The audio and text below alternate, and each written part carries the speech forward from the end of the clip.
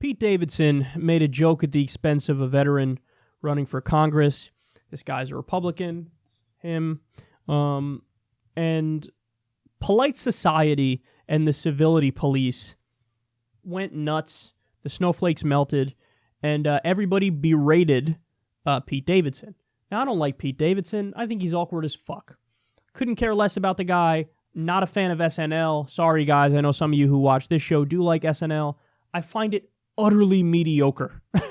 Everything about it just reeks of mediocrity. Okay, but what I didn't like was mainstream media they did snowflakery in defense of the establishment. Mainstream media loves to do that. And all the people who were the Republicans and the respectable Democrats all came out and said, "Sir, how dare you make fun of the troops? They're the troops."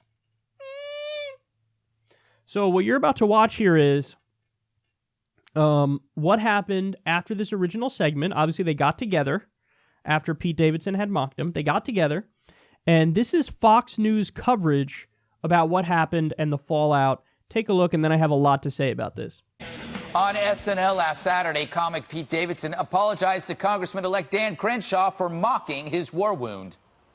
I made a joke about Lieutenant Commander Dan Crenshaw, and on behalf of the show and myself, I apologize. It was a poor choice of words. The man is a war hero, and he deserves all the respect in the world. Now, in case you forgot, this is what Davidson had said initially about Crenshaw last week. You may be surprised to hear he's a congressional candidate from Texas and not a hitman in a porno movie. I'm sorry, I know he lost his eye in war or whatever. Now you need to remember that Crenshaw hadn't actually demanded an apology. In fact, he tapped the brakes on the always revving outrage machine. I want us to get away from this culture where we demand apologies every time someone misspeaks. I think that would be very healthy for our nation to go in that direction. We don't need to be outwardly outraged. I don't need to demand apologies from them. But SNL knew what it had to do to quell a PR nightmare, and that is man up. I'm sorry. Thank you, Pete. I appreciate you saying that. So we good? We're good. Apology accepted. Just keep breathing. It sounds like my phone's ringing. That's cool. Ariana Grande's cool, man. Yeah. This is Pete Davidson. He looks like if the meth from Breaking Bad was a person. All right. Not bad. Face to face. So rare these days when we hide behind firewalls and lawyers. But SNL went further, giving Crenshaw the space to speak at length about veterans and unity. Americans can forgive one another. We can remember what brings us together as a country and still see the good in each other. This is Veterans Day weekend, which means that it's a good time for every American to connect with a veteran. Tell a veteran, never forget. When you say never forget to a veteran, you are implying that, as an American, you are in it with them. And never forget those we lost on 9/11, heroes like Pete's father. So I'll just say, Pete, never forget. Never forget. Well, that's legitimately awesome. So there were 3 winners here. Crenshaw for his reasonable response to a careless comment, SNL for finding a clever way to clean up a mess, and America for being handed an honest-to-God blueprint for dealing with future outrages. Instead of ramping up the rage, it dialed it back. We've said it here before. It's beyond time to stop chasing scalps, demanding apologies, only to then refuse them. Haven't we had enough of the mob, the constant indignation, the judgmental hordes of bored souls spoiling for a fight? I know I have. So here Crenshaw initiated the new way forward. Express your opinion, don't condemn, and see what happens. SNL responded with humble, good humor. And it's all good, and dare I say, human. Finally, a skit worth repeating. Okay, now, hold on a second here.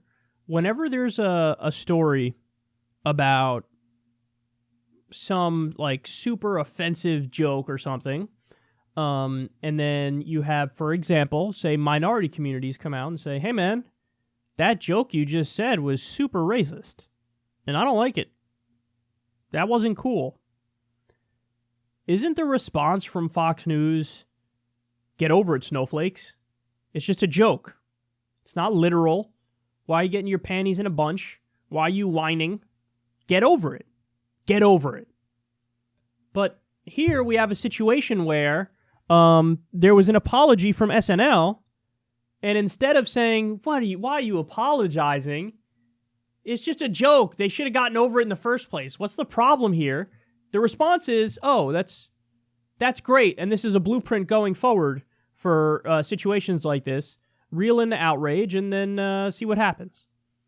But, so you do like apologies after offensive jokes, or you don't like apologies after offensive jokes? It strikes me that when the person who's offended is on the left, you don't want apologies to the left. You just don't. But when the person who's offended here is on the right, you do like apologies to the right. So you flipped your standard and you don't even realize it. Now, I do give credit to Crenshaw, who said, listen, I'm not outraged. But let's be crystal clear here. The reason why Crenshaw was on the show with Pete Davidson and SNL invited him is because there was a giant outrage mob in all of mainstream media that everybody participated in on both sides. Everybody was like, oh my, what a tasteless joke. I get super offended by jokes, and this joke is at the expense of the troops. The troops. So the reason why this came about and why they're even sitting together is because SNL was like, oh my God, everybody on the right and the left in mainstream media agrees that we need to apologize to the troops. So let's give in to the snowflake politically correct mob and do exactly what they want us to do. So notice the standard flips, whether it's right wing or left wing, to guys like Greg Gutfeld. Here's my standard and it doesn't change. I don't think it makes sense to get offended at jokes. I don't. Now, the intent is probably the most important thing. So if like the point is to go over the top and be a dick and be an asshole and piss people off, well then yeah, that's one thing. You could say, oh, you're trying to be an asshole. And it's fair to have a conversation or to, be a little bit of a snowflake in that situation. But 99% of the time, the intent's not bad and they're just trying a joke and it doesn't land. Get the fuck over it, get over it, get over it. But see, I say the same thing to the offended college kids, and I say the same thing to Crenshaw. Oh, you didn't like the fact that they made a joke at your expense and you're one of the troops? Whoop-de-doo. Get over it. Now, again, he was okay, and credit for that for him not being outraged. But what I would say is to every idiot in mainstream media who said, there's a line, sir, and the line is the troops, fuck off. Shut the fuck up. We make fun of the whole point of comedy is nothing held sacred. That's literally a saying within the comedy community. Nothing held sacred. We make jokes at everybody's expense. Have you seen Comedy Central's roasts? They've literally made 9/11 jokes. Now, it's easy to look at that and go, what about the victims of 9/11 get there? But you're not, it's a joke. You're missing the point. It's not supposed to be like, this is a treatise on how I feel about the situation and I'm going to lay it out. No, it's trying to have fun even with the worst possible things in existence. That's why there's been fucking Harvey Weinstein jokes. That doesn't mean that these people are for more people getting fucking molested or raped or something like that. Why do we take jokes so seriously? So this annoyed the shit out of me because they always say, get over it, fucking snowflakes. But in the case of this guy, they immediately, the establishment on the left and the right were all snowflakes in his defense. And then you get this fake kumbaya moment. And the most important point here is, now you've taken this guy, okay, Crenshaw, and everybody goes, oh, you know what? And it was all over Twitter. What a class act. I love the guy now. He's wonderful. Now nobody knows anything about his policy beliefs. Nobody knows anything about his policy beliefs. Here's one. I'll give you this here. He's against Obamacare. He wants to go back to the pre-Obamacare system, which would mean that you increase by millions the number of people who don't have health insurance, and you increase, yes, the number of people who die as a result of not having health insurance.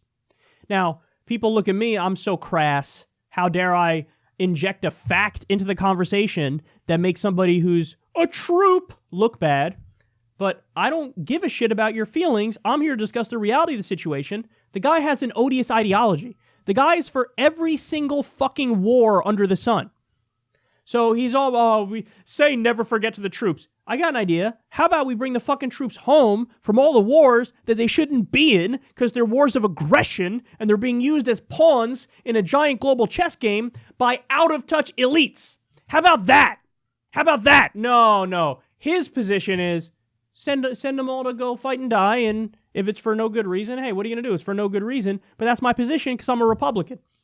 Okay, well, then I'm going to go after your ideas, and I don't give a fuck if all of society is fawning at your feet right now and telling you, what a class act, he went on SNL and we sanitized his ideology wonderfully. No, fuck you. I'm going to call out your ideology. I want to be crystal clear about it as to where you're wrong. And see, this is the problem with all this fake patriotism bullshit and this true pumping not based on the specifics and the details and the policy proposals. What's the end result? The end result is snowflakery in defense of the establishment and sanitizing his odious ideology, which would actually hurt the troops significantly more. Well, thankfully you come here because I don't play this bullshit. I'm going to tell you the truth, and it's a goddamn shame that there is buckling to joke outrage if the joke outrage was against the right wing, if the right was angry about it mostly. And if the establishment was angry about your joke, well then yes, you better apologize. And you better understand that being a snowflake in that situation was totally justified. It's just the only time the snowflakery is not justified is if you're shitting on some minority community. Look at the rank double standard, and they don't even fucking realize it.